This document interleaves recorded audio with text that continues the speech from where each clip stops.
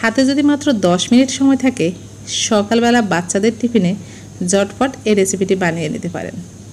এটা দেখতে যেমন লোভনীয়, খেতেও অনেক মজা আর খুবই হেলদি একটা রেসিপি। হ্যালো এভরিওয়ান, আসসালামু আলাইকুম। তো এই রেসিপিটি বানানোর জন্য লাগবে আমার পাউরুটি। তো এখানে আমি 4 পিস পাউরুটি নিয়ে এনেছি। এখন পাউরুটি সাইডের যে লাল অংশটা আছে সেটা কেটে আলাদা করে নিচ্ছি। চাইলে রাখতেও পারেন, তবে আলাদা করে নিলে কি হয়, দেখতে একটু বেশি ভালো লাগে। আর যদি না চান এরকমই রাখতে পারেন। এ পর্যায়ে সবাই কমেন্ট করতে থাকেন কে কোথায় থেকে আমার ভিডিওটি দেখছেন, যাতে করে পরবর্তীতে আপনাদেরকে ধন্যবাদ জানাতে পারি। তো এই যে লাল অংশটা তো আমি কেটে আলাদা করে নিলাম। এখন একটা বাড়িতে একটা ডিম ভেঙে নিচ্ছি, সাথে 1 টেবিল চামচ পরিমাণ চিনি দিয়ে দিচ্ছি। চিনিটা বেশি দিলে তেমন একটা ভালো লাগে না খেতে। আর এখানে 50 গ্রামের মতো লিকুইড দুধ দিয়ে নিয়েছি।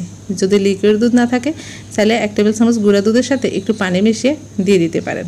এবার এটাকে ফেটিয়ে নেব যতক্ষণ চিনিটা না গলে, ততক্ষণ পর্যন্ত ফেটিয়ে নেওয়ার পর এরপরে একটা একটা করে পাউরুটি এর মধ্যে দিয়ে দেব। তো এই যে প্যাটানো হয়ে গেছে। এখন চিনিটা গলে গেছে। এ পর্যায়ে একটা একটা পাউরুটি দিয়ে ডিমের মিশ্রণটার মধ্যে গড়িয়ে নেব।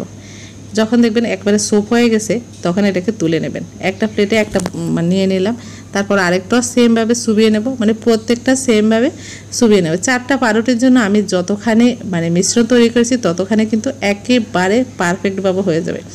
তো এই যে দেখেন আর একটা আছে, এই যে এটা দেখেন একেবারে সুন্দর করে সোপ করে গেছে। আবার ডিমের মিশ্রণটাও কিন্তু শেষ হয়ে গেছে।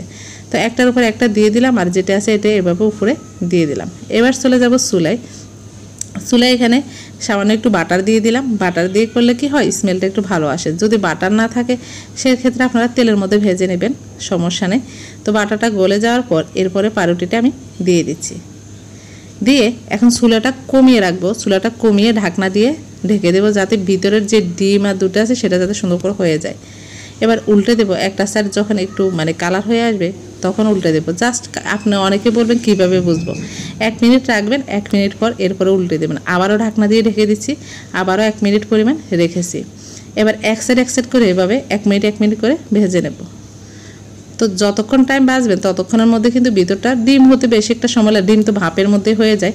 যাই হোক, যে সময় রেখেছি চুলায় এই সময়তে কিন্তু এটা সুন্দরভাবে হয়ে যাবে। আর চুলাটা কমিয়ে রেখে এটাকে ভাজবেন, তাহলে ভিতরটা ভালোভাবে হয়ে যাবে। তো এই যে দেখেন কালারটা কত সুন্দর হয়ে এসেছে। এই একটা জিনিসে কিন্তু একটা বাচ্চা একবারে পেট পুরে খেতে পারবে। চাইলে কিন্তু আপনারা 2টা বাচ্চাকে দিতে পারেন অর্ধেক অর্ধেক করে। আর একটা যদি খায় একেবারে ফুল পেট ভরে যাবে। তো একটা কেটে দেখাচ্ছি আপনাদেরকে একটু কেমন হয়েছে ভিতরটা। এই যে দেখেন। আশা করি রেসিপিটি ভালো লেগেছে। ভালো লাগলে লাইক কমেন্ট শেয়ার করবেন। আজকের মতো বিদায়, আল্লাহ হাফেজ।